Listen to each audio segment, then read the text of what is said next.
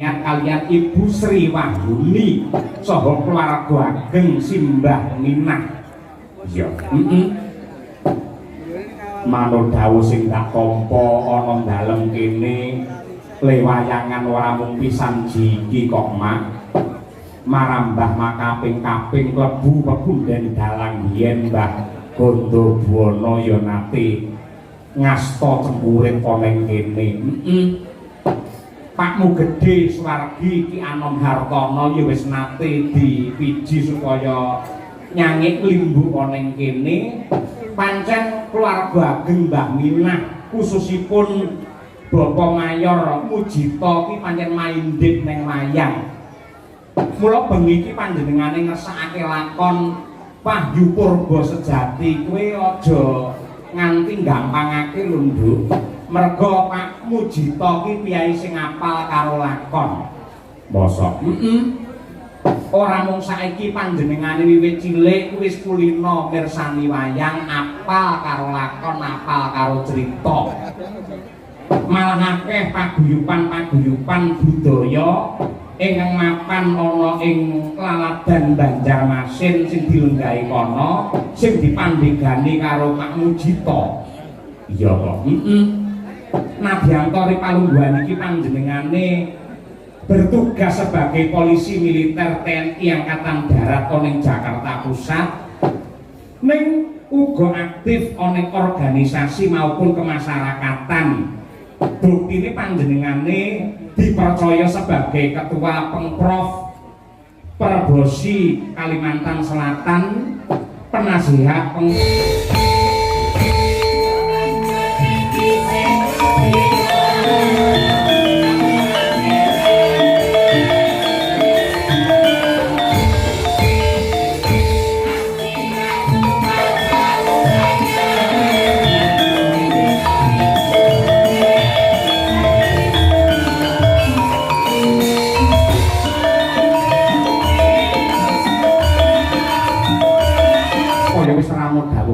Bubarno kang padha gantung sibuk ndak pepuji para Gondorawati tansah dana rasa marang wong sak donya.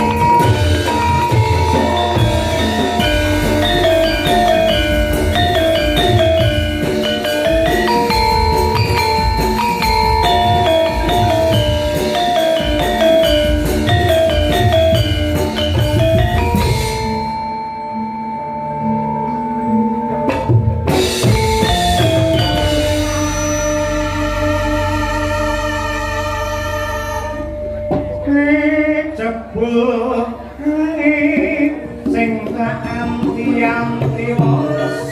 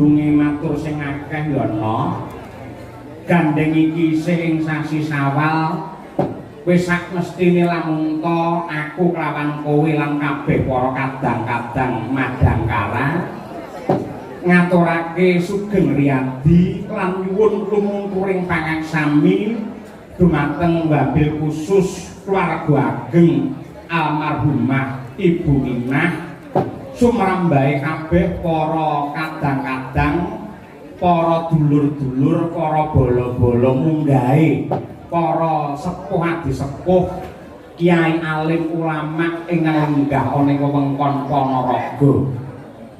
Ngono ya, Pak. Kaya ngono. Iya. Ora liwat ngestokake dawuh biyung.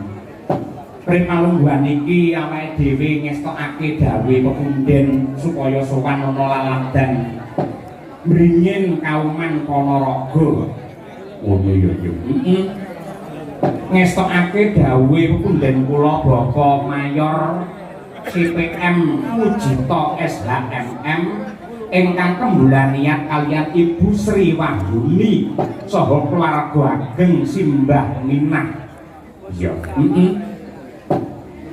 Manut dawuh sing tak tampa ana dalem kene lewayangan ora mung pisan jiki kok mak marambah makaping-kaping klebu pepunden dalang yen Mbah Gondo Buwana ya nate ngasta cempurit ana ing kene. Pakmu gedhe Swargi Ki Anom Hartono ya wis nate dipiji supaya nyangik limbu ana ing kene pancen keluarga ageng Mbah Minah khususipun Bapak Mayor Mujito ki pancen maindhik ning wayang. Mula bengi iki panjenengane ngersakake lakon Wahyu Purba Sejati kuwi aja nganti gampangake lho, Nduk. Merga Pak Mujito ki piyai sing apal karo lakon. Mosok? Ora mung saiki panjenengane wiwit cilik wis kulino mirsani wayang, apal karo lakon, apal karo crita. Malah akeh paguyuban-paguyuban budaya ingkang mapan ana ing laladan Banjarmasin sing dilenggahi kono sing dipandhegani karo Pak Mujito. Iya kok. Nadyanto Ripalungguhan iki panjenengane bertugas sebagai polisi militer TNI Angkatan Darat ana ing Jakarta Pusat. Ning uga aktif ana ing organisasi maupun kemasyarakatan. Buktine panjenengane dipercaya sebagai ketua Pengprov Perbosi Kalimantan Selatan, penasihat Pengprov Panahan Tradisional Kalsel, dan wakil ketua Pengprov Barongsai Kalimantan Selatan, lan uga ketua Kerukunan Keluarga Jawa Timur ing Kalimantan Selatan, pembina paguyuban Pawarga ing Kalimantan Selatan dan juga pembina Reok Pawarga ing Kalimantan Selatan. Oh kaya ngono tegese pancen Pak Mujito ki piyai sing budaya ya Mak. Temenanan. Mula lemayang sing ati-ati sing teliti. Panjenengane iki wasis, panjenengane pinter karo lakon lan manut dawuh sing tak tampa saurunge ngasta dadi TNI, panjenengane iki jane cita-citane ya pengin dadi dalang. Mosok Pak Mujito iki nang sore kepareng-paring dawuh. Ngoten Mas Sahyo kula jane riyen pengin dadi dalang. Kula lakon niku apa? Ning kula yen kon nutuk gamelan mboten iso. Mongko sing jenenge dalang niku kudu ngerti kali gamelan. Lah elek kula nutuk gamelan niku mboten iso. Batinku timbang nutuk gamelan luwih becik nutuk sinden. Kuwi abot sanggane malah kaya ngono kuwi. Ning malah panjenenge ngasta dadi polisi militer TNI Angkatan Darat ku malah becik malah apik kono. Iya, luar biasa itu, Pak. Banjur panjenengane kagungan kersa apa? Tasakuran pernikahan sing dipalakramakake ya kuwi putra saking Bapak Mayor CPM Mujito SHMM kaliyan Ibu Sri Wahyuni ya kuwi ngantarane Roko Mas Bagus Bribda Arbi Yuda Pradana ingkang palakrama kaliyan Mbak Yu Roro Nindyari Di Astuti SPD. Akad nikah wis ditindakake nalika 2 Februari 2020 ana ing Banjarmasin. Resepsi tanggal 9 Februari 2025 ing Banjarmasin. Nah, tasakuran kanthi pagelaran wayang kulit iki digelar ana ing dalem Bringin, yektine kaya sing didhawuhake nalika sore. Ini dipersembahkan kagem Eyang Minah karena pada waktu resepsi pernikahan panjenenganipun tidak memungkinkan untuk rawuh. Lah wayangan sing digelar bengi iki pancen dipersembahake dening Bapak Mujito marang Mbah Minah ning kodrate Pangeran Siji kersane Gusti beda. Nalika wingi ana ing sasi Ramadan wingi Mbah Minah wis ditimbali sowan ditresnani ana ngarsane Gusti ingkang nyipta jagat kudu seda luwih dhisik. Mongko wayangan iki kagem Mbah Minah. Lah iya to. Mongko adate piyayen Sripan ngono kuwi mesti wayangane ditunda utawa dibatalake. Ning bobote netepi tembung bawa laksana sing ditindakake dening Pak Mujito lan panjenengane percaya nadyan to alame wis beda Mbah Minah mesti wae bengi iki mangestoni mula wayang tetep digelar tegese cangik limbuk sinden lan pengrawit lan uga kanca-kanca bakul bengi iki kabeh entuk lantaran rejeki saka pangeran ya kuwi lumantar Pak Mujito anggene tetep wayangan tidak dibatalkan tegese panjenengane pancen piyai sing hambeg bawa laksana tresna marang piyai sepuh. Oh ngono ya Pak. Kaya ngono kuwi sing apik kaya ngono kuwi sing becik. Monggo iki ora nganti petang buluhe Mbah Minah. Mula tak suwun monggo sedaya para lenggah kula dherekaken ngeningaken cipta sawetawis nyambung raos kalian Gusti ingkang Maha Kuwaos anut kalian kapitayanipun piyambak-piyambak dene ingkang agama Islam.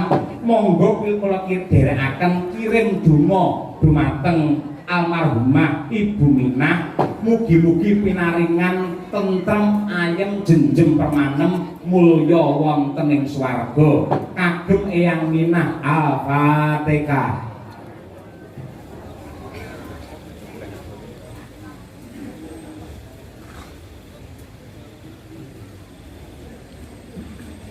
Amin amin ya rabbal alamin. Sembah nuwun donga pangestunipun para sepuh. Iya. Matur nuwun ya Mak karo keluarga besar Simbah Minah sing kepareng nimbali karo awake dhewe satemah iso silaturahim kangen-kangenan karo sutresna budaya ing Kaladan Ponorogo. Matur nuwun. Lan ugi ngaturaken salam hormat ingkang kepareng monitor lumantar streaming nenggih pepunden kula ingkang pinantung pakurmatan Bapak Legend TNI Purnawirawan Bapak Dodi Wijanarko. Iya, aku wis nyuwun pangestu nalika sore mau lumantar WA. Ugi salam hormat kagem WS dan Puspomat Bapak Mejen TNI Eka Wijaya SH beserta jajaran polisi militer se-Indonesia. Ugi salam hormat dumateng paguyuban Pawago Banjarmasin ingkang insyaallah kepareng rawuh rene, sing ora rawuh kepareng nubar ning Banjarmasin. Ugi bekti sungkem dumateng Bapak Kiai pengasuh pondok pesantren Darul Fikri Laladan kene mringen kene. Salam hormat dumateng para pepunden dalang Mbah Yatno, Mbah Sento, Pak Manto, Pak Puguh lan ugi kadang kula sepuh Raka Mas Ipung Purba Sasongko sing kepareng ngaturake ya kuwi pawiwahan wiwit sore mau. Oh ngono. Disunake marang kurbane pangeran muga-muga kemanten kekalih Raka Mas Arbi karo Mbak Nindya tansah mandya sakinah mawaddah warahmah kebak barokah angku wahyune judo satemah pinaringan katentreman lahir batin lan ugi keselamatan donya kaping akhir yo. Yo ora perlu kakean gunung sing tanpa guna, saiki ngaturake wiwit saka sing klasik luwih dhisik ngono. Kula nyuwun dumateng Ibu Sukesi Rahayu. Sukesi supaya ngaturake apa? Sing klasik ya kuwi jineman ular kambang yen ora kleru larase pelok patete 5. Oh ngono. Kejawi kantur dumateng keluarga ageng Ibu Minah ugi kula aturaken dumateng sedaya para sukesna budaya khususipun lenggih caksi lover dimanapun Anda berada. Mligine meneh khusus meneh ya kuwi anak kula wadon. Oh iya. Anindita. Ya. Monggo Bu Kesi kinarya ngleremaken swasana nglakoni nembang jineman lur kambang. Monggo Bu.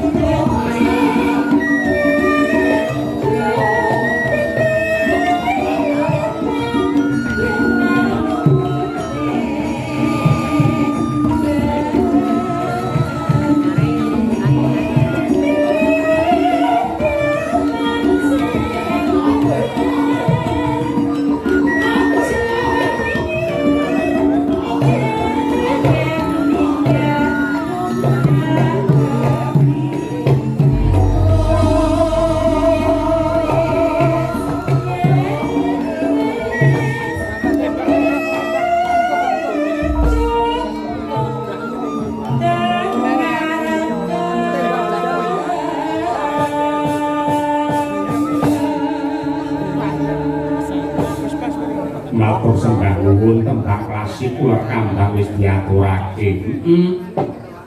Kula aturaken dumateng para sepuh adi-sepuh, Kyai Lamas, Kyai Prasid, mboten katalumpet dumateng ibu-ibu juru ladi ingkang kepareng rewang wonten ing dalemipun swargi Eyang Minah mriki. Mugi-mugi saged kinarya jamining saya. Iya, ngono lho, Pak. Lan alhamdulillah piyayi kene iki jan piyayi sing nyenengake kok nduk ning dingin kene. Buktine mau awak unggah panggung langsung didabyang-dabyang lebo nang dalem jero. Iya. Tak kira kon mangan ora mung dijak foto. Iya. Ing atase lagu iki foto nganti setengah jam dhewe.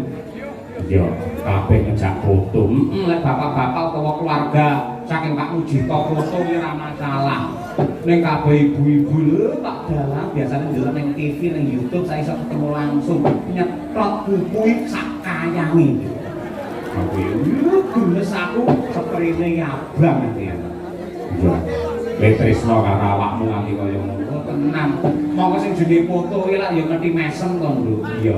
Tak nggih mesem iki udakara setengah jam. Nganti semene iki aku iki mung sewu lambeku nganti keju.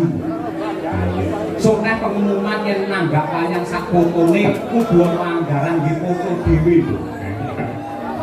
Ya ora padha tresno. Nah, iki sembah nuwun akeh banget sing kepareng rawuh monggo sore mau dan ya. Alhamdulillah. Ya mbok menawa kangen karo wayang Kyai Bringin kene kauman nggih. Monggo dipun tata piyambak supados sedaya jeneng pinarak. Ingkang ajeng lenggah supados ketingal lan ingkang wingking mangke saged gathekaken kanthi cetha. Ya ngono. Ngoten niku. Monggo bobo ya diparingi layar. Ya mergo kiai akeh kok, Nduk.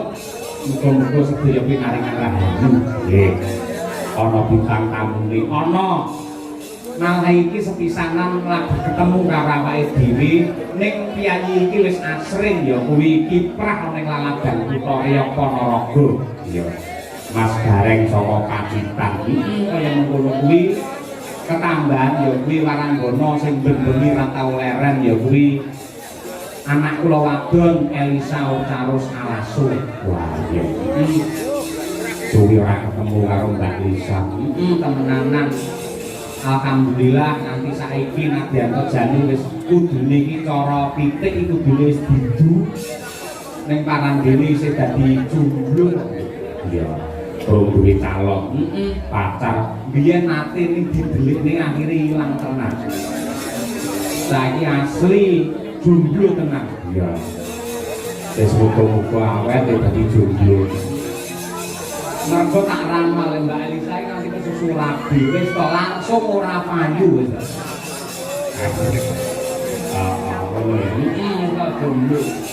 Mula sumpah Mbak Elisa sakjroning batin kowe iki janjiya kowe prasetya. Sakjenge urip aku dadi sinden dadi bintang tamu ora bakal kenggo karo wong lanang, ora bakal rabi karo wong lanang, kejaba milih dalange.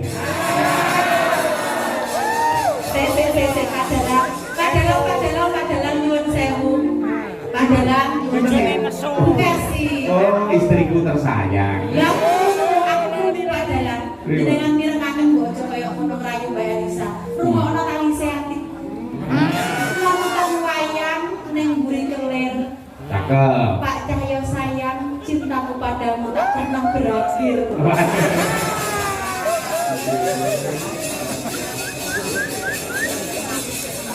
Nonton wayang ning mburi kelir nguyuh. Bukesi sayang entuk to aku wayo. Keprok taun berasmu. Sik Pak Gareng saka Pacitan luwih dhisik men jumeneng. Ya, tumrake prau. Monggo pinarak mriki Pak Gareng. Yo.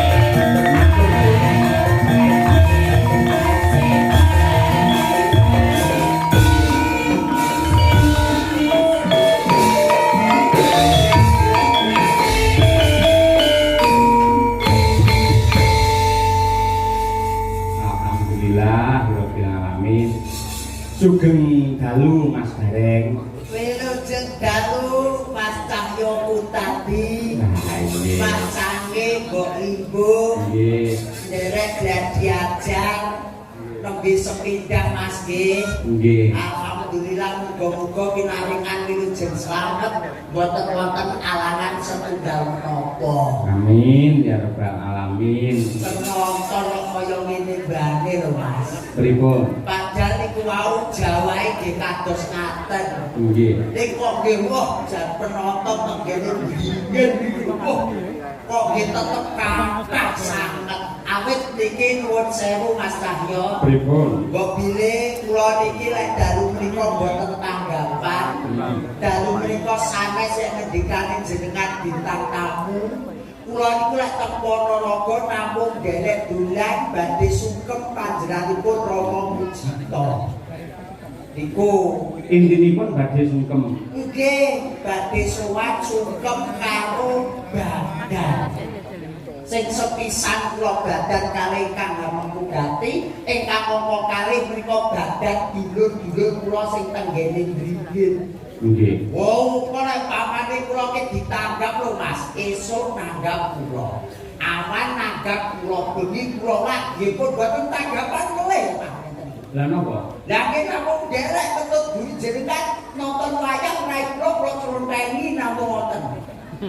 Panjenengan asring tindak wonten ing Ponorogo menika tegesipun dipun tresnani kalih Kyai Ponorogo. Leres Mas Cahyo menika Kula nggih sok nonton teng YouTube. Jenengan niku ndereke Mas Guritno, nggih ndereke Mas Ibu Purbasasongko, Mbah Yatno, mesti nggih duete kalih Mbak Elisa. Jenengan nek teng YouTube ngadeg berdua kalih Mbak Elisa, wah luar biasa. Mbak Elisa jan kaya Batari Kumoratih, jenengan kaya komodo. kula ki senes komodo Mas Cahyo. Lah napa? Kadang. Oh, menungso kan nggih pun sewu Mas Cahyo. Pripun? Paribasane kula dalam panjenengan teng mriki nuwun sewu priyayi Ponorogo niku priyayi ingkang kebak ingkang mulya, seneng budaya, seneng nanggap wayang. Nggih. Pangkat paribasane dadi wisatane, nanggap wayang tuntunan dadi camilane. Niku lho. Koe maindhen kalih wayang nggih. Nggih, kula Pak Mujito pun sen ora ndudohne pangkate. Boten ndudohne derajate, boten ndudohne donya panggene ning Pak Mujito niku sami kalih kula. Samine nggih napa ndak ada-adake Pak Mujito. Pak Mujito ki najan seorang perwira. Nggih. Nuwun sewu biasane niku lho pun gadah embel-embel niku dugi pundi-pundi niku mari napa niku sing teng mriki mbelan niku dibeto matuk. Oh nggih. Beto kondur teng desa. Nek Pak Mujito mboten kaya aku Mas. Teko dok ki najan kula nggih garek kadang kala dagel. Nggih. Aku budal ki yo celana nandhek nganggo sandal jepit rambi kula elek ngoten. Kok bubleng Pak Mujito ngomong monggo Mas, wajane teng wingking diliati. Wong wong nek jenengan kan nggih apa-apa niku dinompersatukan Mas Cahyo. Nuwun sewu ngendikane jenengan foto mawon ngantos setengah jam. Nggih. Bukesi setengah jam. Menika di kula sing saking kulung setengah jam. Sedaya Widyawati setengah jam padha foto. Jenengan nggih foto. Oh, sak jam foto Mas. Setengah jam lah kula malah sak jam. Ing bawaten plengos ngoten langsung dihapus. Loh, lah sebabnya lah kebanggaan kok bisa foto kali gareng. Parah kalau memori wis bah Mas ngerti rai putih iki memorine langsung full Mas. Mawon niku pas kula badhe foto mlebet mriku, Nggih. enten bayi sik cilik ngoten niku nangis wer-wer. Bareng kula jak foto alhamdulillah langsung meneng Mas gareng. Wah, sami kali kula Mas Iwo. Lah nggih kali Lho gareng.